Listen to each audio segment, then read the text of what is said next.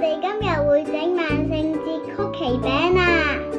等我介紹下材料先，有原味曲奇粉，有晏仔糖，有可可粉，有朱古力粉，有牛油，有雞蛋，仲有麥提沙朱古力。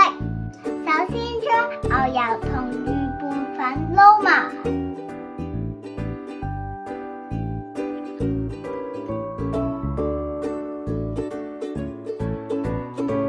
跟住可以加埋雞蛋，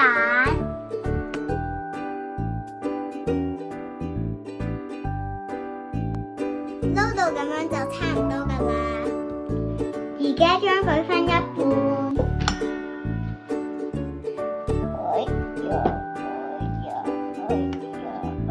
一半呢就會加可可粉，可以撈勻佢啦。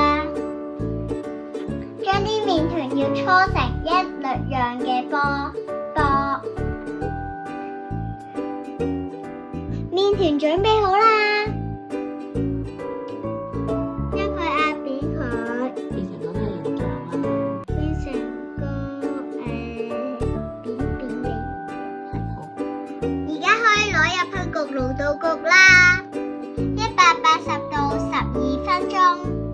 曲奇焗好咗之後放涼，用暖水再淋朱古力白，然後喺曲奇餅上邊畫畫，再加上晏仔糖。咩嚟㗎呢隻？係一隻怪獸啊！第二隻怪獸，我哋會整蜘蛛造型嘅曲奇餅，將佢變成一個冬甩嘅形狀。中間個窿可以整大啲，會比較容易放麥提沙。我哋呢啲整得太細啦，開始整蜘蛛造型嘅曲奇餅。呢兩個係媽媽嘅示範。